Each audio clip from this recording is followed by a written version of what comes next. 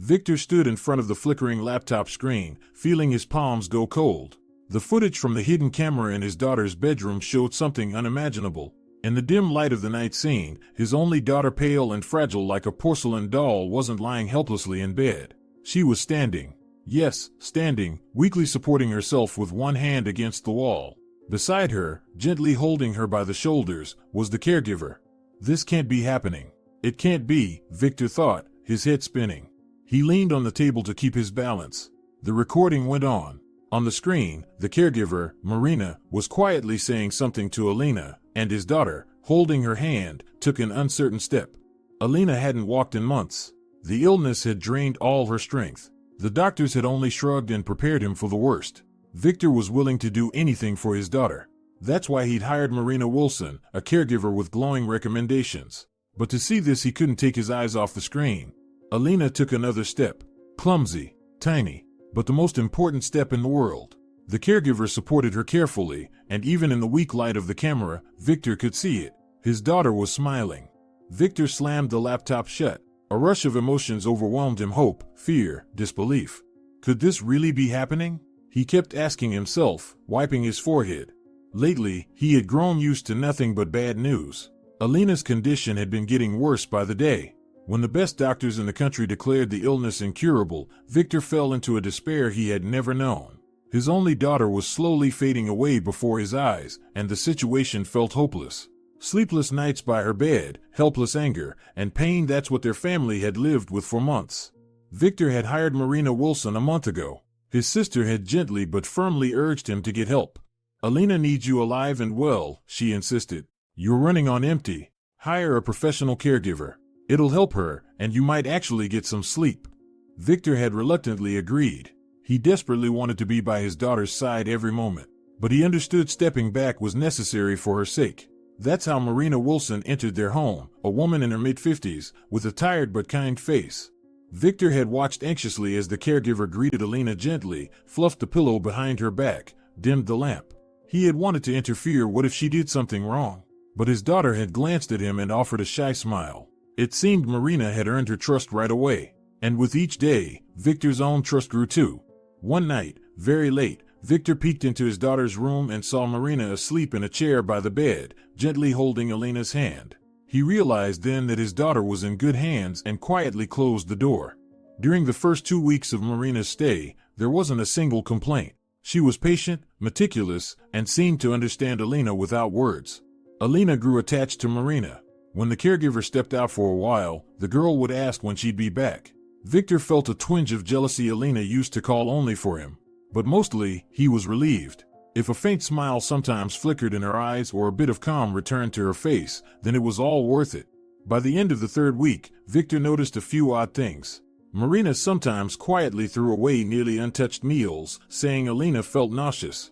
And once, after a cup of herbal tea, Alina had slept unusually deeply. These little details made him uneasy. He didn't want to suspect the woman who had poured her soul into caring for his daughter, but his anxiety grew. What if Marina was hiding something about Alina's condition? What if she was disregarding the doctor's instructions? Trying to push the thoughts away, Victor eventually installed a hidden camera in Alina's room for his own peace of mind. He told himself the footage might be useful if she had an attack during the night. But deep down, he just wanted to make sure everything was okay. Of course, Marina didn't know about the camera. Victor had hidden it high on a bookshelf among the books, pointed straight at the bed. Another week passed. Victor rarely checked the recordings. There was no reason to. Alina's condition had stabilized. The improvements were tiny, but they gave him hope. Sometimes, upon waking, his daughter would whisper with Marina or smile at one of her jokes. For a girl who had withdrawn into the dark shadow of illness, it was real progress. Victor felt cautiously optimistic. But was this the calm before the storm? He feared believing that the worst had passed. Then one late evening, Victor returned home from the pharmacy a little later than usual. Walking down the dark hallway toward Alina's room, he quietly cracked the door open. Marina was sitting at the edge of the bed, softly humming as she adjusted Alina's blanket. In the warm, dim glow of the nightlight, his daughter's face looked peaceful. Victor sighed with relief and was about to head to his room when he saw Marina lean over, apparently kissing Alina on the forehead. Then she stood and walked toward the door. Victor quickly stepped back so she wouldn't notice him. Everything seemed fine. But about 10 minutes later, While unpacking bags in the kitchen, he felt a pang of doubt. Something about that scene had unsettled him, though he couldn't immediately put his finger on it. Then he remembered when Marina bent toward his daughter, Alina had lifted herself up to meet her. But that was impossible. She could barely turn on her side, let alone sit up. Probably just a trick of the light, Victor told himself, but the unease wouldn't let go. Determined, Victor went to his study, sat down at his laptop, and opened the camera archive. His heart pounded as the footage from that evening began to load. The image appeared his daughter's bedroom, dimly lit by the nightlight. The caregiver adjusted Alina's pillow, tucked her in, kissed her on the forehead, and quietly left exactly as he'd seen with his own eyes. Victor was about to stop the video, but it kept going. About 10 minutes of silence passed. Then the doorknob slowly turned again. The door creaked open. Marina slipped back inside. Victor leaned in, eyes fixed on the screen. She was carrying a small tray. Without a sound, she approached the bedside table and set something down. It looked like a glass. Then she helped Alina sit up. The girl managed to prop herself against the pillows with great effort. Marina lifted the glass to her lips and helped her drink. Victor frowned. Why was Marina giving her something to drink in the middle of the night? Then the caregiver said something quietly and the unthinkable happened. Alina slowly pushed the blanket aside and placed her feet on the floor. Even in the shadows, he could see them trembling. Marina gently wrapped her arms around the girl's waist, helping her stand. And then Alina stood. Just for a moment, barely supported by Marina. But she was standing. Victor froze. His heart dropped. The world blurred as shock and emotion overwhelmed him. He nearly ran to the room but stopped himself. He'd scare them. Holding his breath, he watched on. Marina gently walked Alina a few steps, then helped her back into bed and tucked her in. That was enough. Victor jumped up and rushed to his daughter's room. He threw the door open just as Marina was about to leave and nearly collided with her. "What are you doing?" he snapped, looking over her shoulder toward the bed. His daughter clearly wasn't asleep. She was pretending. He could tell immediately. Victor turned his blazing eyes on Marina. "What is going on here?" Marina stepped back and froze. Her face went pale. She opened her mouth but no words came out. "You got her out of bed." Victor struggled to keep his voice down so he wouldn't frighten his daughter. He grabbed Marina by the elbow and pulled her away from the bed. "Who gave you permission?" She tried to pull free. "Victor, please, listen to me." But he wasn't listening. The hope that had flared inside him now turned into anger. "Be quiet," he hissed. "I saw everything. You could have hurt her. She's not supposed to stand, let alone without my permission, without the doctor's approval." Marina Wilson stood with her head lowered. "I'm sorry," she finally whispered. "I didn't mean to do anything wrong. I just—" "What the hell made you lift her out of bed?" Victor's voice trembled with fury. "What if she had fallen? Do you realize the consequences?" He was on the verge of losing control. Horrible images flashed through his mind. Marina straightened. A spark of defiance lit up her eyes. She lifted her chin. "Victor, your daughter is not dying." Silence fell. Even the wind outside seemed to hush at the boldness of her words. Victor blinked in disbelief. Had he heard her correctly? How could she say not dying so calmly when the doctors had already given their verdict? Victor stared at Marina, stunned. She clenched her fingers nervously, but her voice remained steady. "The diagnosis Alina was given is likely wrong," she began. "From the beginning, I noticed the symptoms didn't fully match. Instead of a degenerative illness, it looked more like chronic poisoning. But I didn't know from what. So I started watching closely. I aired out the room more, gave her extra water. Alina started feeling a bit better. That's when I decided to test one of the medications. I stopped one strong heart tincture for a few days, told her it was making her nauseous. And without it, the nighttime attack stopped. Her breathing stabilized. She had a little more strength. That's when I realized the very medicine that was supposed to help her was actually poisoning her weakened body. When I reduced the dose, she began to improve. And tonight, I decided to help her stand just a little so her body could start remembering how." Victor listened, breathless. Finally, he rasped. "Why didn't you tell me this earlier?" "I was afraid," Marina answered quietly. "You wouldn't have believed me without proof. I could have been fired. That's why I documented everything. I was going to show you in the morning. I'm sorry." She lowered her head. At that moment, a faint voice called from behind him. "Daddy," Alina whispered. Victor was at her side in an instant. He knelt down and touched her forehead. It was cool. Her eyes were clear, filled with worry. "I'm here, sweetheart," he whispered, trying to hide the tremble in his voice. "It's okay. I'm right here." Marina stepped closer, but kept a respectful distance. Dad, she was just trying to help. I really do feel better, the girl said softly, glancing at the caregiver. Victor's heart clenched. He could tell his daughter was being sincere. She truly did look better than she usually did at this time of night. Before, Alina suffered through the night shivering, burning with fever. But now, she was lying relatively calm, her breathing only slightly quickened from the effort. Marina sat quietly on the edge of a nearby chair. Victor, may I explain? She asked gently. Please, just hear me out. He nodded slowly, still holding his daughter's hand. Go on, he said tiredly. But tell me the truth. If I find even the smallest reason not to trust you, you'll leave this house tomorrow. Marina closed her eyes for a second, gathering her thoughts, then began to speak. She laid out everything she had observed, her suspicions of chronic poisoning. Victor listened, gradually understanding where she was going with this. His fingers trembled as he gently stroked Alina's hand. But what could have been poisoning her? He asked, deeply concerned. Marina looked him straight in the eye. I couldn't figure it out for a long time. But I started noticing whenever I aired out the room regularly and gave Alina more plain water, she seemed to feel a little better. Remember how you were surprised by those tiny improvements? Victor nodded. I do remember. At first, I thought it was just a coincidence, Marina continued. But I kept watching. I asked you to stop one of the tinctures, the one the professor prescribed for her heart, just for a couple of days. I said it made her nauseous. And you agreed. He vaguely recalled. Yes, Marina had mentioned Alina felt sick from the medicine, and he had allowed a short break. And I paid close attention, she said softly. Once we stopped the tincture, Alina stopped having those night episodes. Her breathing improved. Victor turned pale.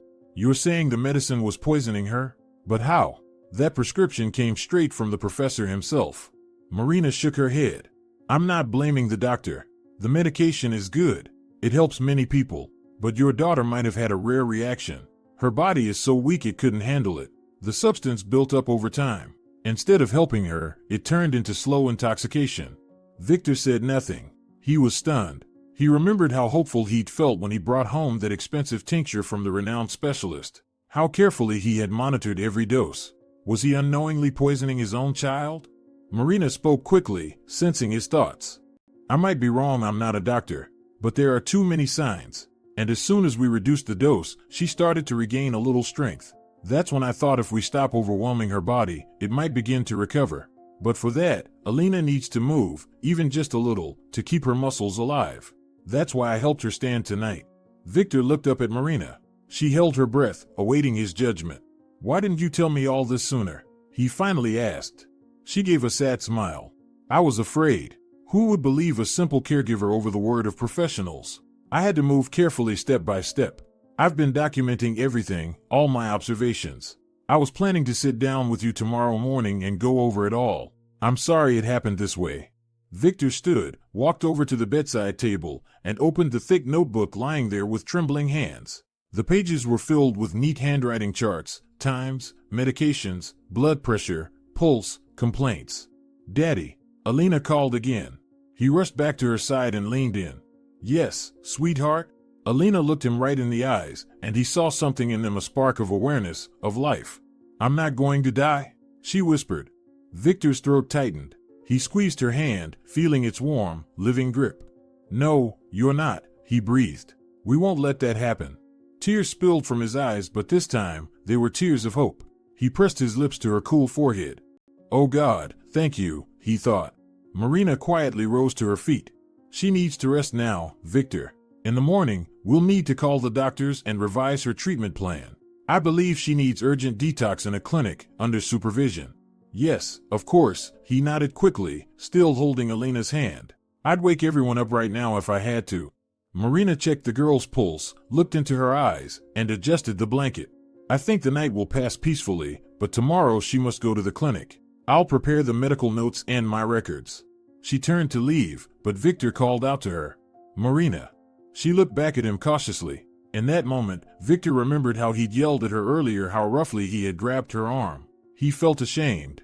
Letting go of his daughter's hand, he walked over to her. I'm sorry, he said quietly. I was wrong about you. You saved my daughter. Marina shook her head. I'm just glad Alina is getting better.